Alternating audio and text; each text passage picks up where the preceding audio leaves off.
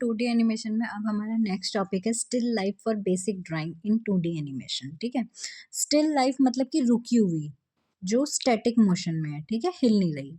Still life is a drying of object that do not move like fruit, flower और toy, जो हिलती नहीं है, ठीक है, जैसे कि फ्रूट, टॉय या flower. In animation, still life is used to practice drawing shapes, shading, and perspective before creating moving characters or scene. Animation में हम स्टिल लाइफ इसलिए यूज़ करते हैं ताकि हम अपनी ड्राइंग की शेप्स, शेडिंग और पर्सपेक्टिव को अच्छे से प्रैक्टिस कर सकें उस मेन करेक्टर और सीन को बनाने से पहले। ठीक है, पर्पस क्या होते हैं?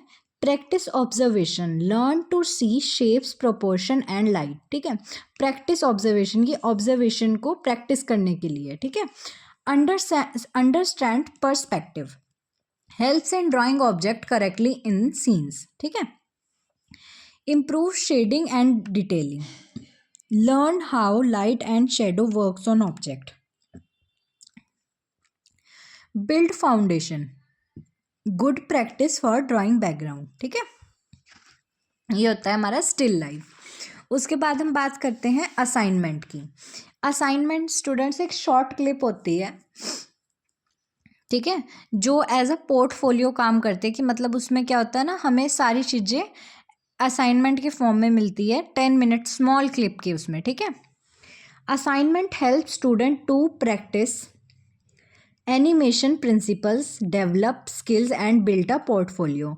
जो असाइनमेंट होता है ये स्टूडेंट के काम के लिए होता है, जो हमें प्रैक्टिस करने देती है एनिमेशन के प्रिंसिपल्स की, उसकी स्किल डेवलप करने की और पोर्टफोलियो बिल्ड करने की। ठीक है, पोर्टफोलियो क्या होती है? एक फाइल होती है जिसमें सारे सीन्स वगैरह हमारे सिक्वेंशली होते हैं, एक रीकैप के साथ, मतलब शॉर्ट में बताता है कि भाई सीन में है क्या।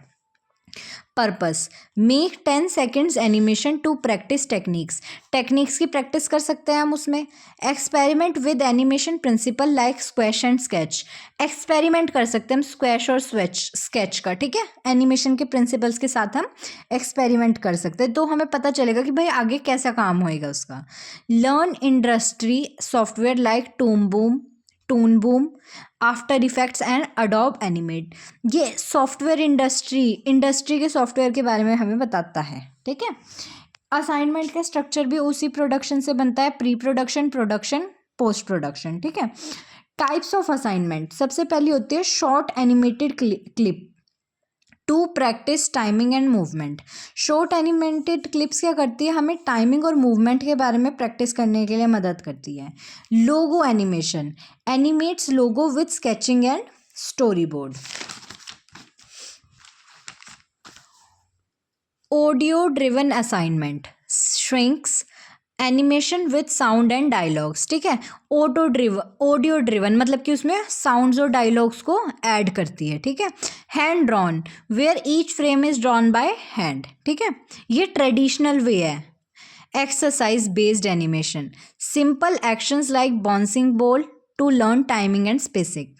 ठीक है, ये एक्सरसाइज बेस्ड एनिमेशन होती है जिसमें स्मॉल मूवमेंट्स होती हैं। ठीक है, उसके बाद हम बात करते हैं composition of 2D animation. It tells how different visual elements are arranged in scene to make it clear, appealing and easy to understand.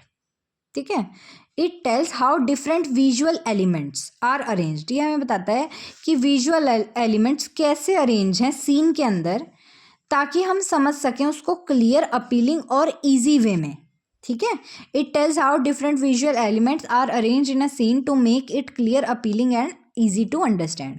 Good composition helps audience focus on the main action. ठीक है, जितनी अच्छी हमारी composition होएगी उतना ही ज़्यादा अच्छे से ऑडियंस जो है वो मेन एक्शंस पे ध्यान देगी।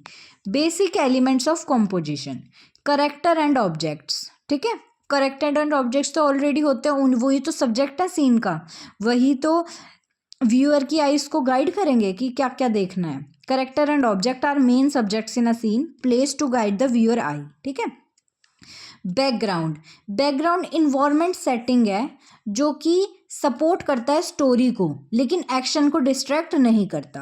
बैकग्राउंड इज एन इन्वायरमेंट और setting which must support story but not distract main actions. ठीक है, और ये क्या करता है, इसके बेसिक एलिमेंट्स क्या हैं? Foreground, middle ground, background. Foreground क्या है? जिसमें हमारे ऑब्जेक्ट्स हैं। मिडल ग्राउंड क्या है? जहाँ पे एक्शन हो रहा है, जो सेट है। और बैकग्राउंड क्या है?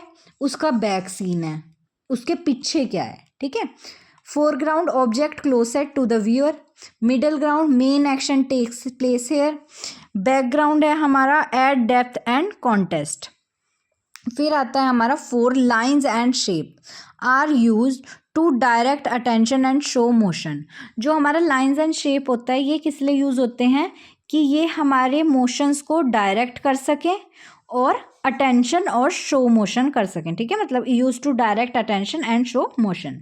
Light and shadow highlights important part and creates moods and depth. ठीक है, color and contrast brightens key element, background must always softer so character stands out। मतलब कि ये जो होता है ना हमारा कलर एंड कॉन्ट्रास्ट, इसमें ब्राइटन्स कर देते हैं हम एलिमेंट्स को, जो की एलिमेंट्स हैं हमारे, मतलब कि जो ऑब्जेक्ट हैं। और बैकग्राउंड ऐसा सॉफ्ट होना चाहिए कि भाई जो करेक्टर्स हैं ना, हमारे जो मेन करेक्टर्स हैं, वो उसी में घुले मिले ना दिखें, मतलब वो अलग ही स्टैंड करें, वो अलग ही दिखें। ठीक है, लास्ट आता है balance and symmetry. Scene should feel stable and visually appealing to avoid awkward spacing and cluster. ठीक है, इसमें क्या होता है ना, हमें सिमेट्री बैलेंस करनी चाहिए कि भाई जो हमारे करेक्टर्स हैं उनमें ठीक स्पेसिंग और क्लस्टर्स ना हो और वो स्टेबल और विजुअली अपीलिंग हो। ठीक है, तो नेक्स्ट वीडियो में हम पढ़ेंगे डिजिटल लेआउट के बारे में। Thank you.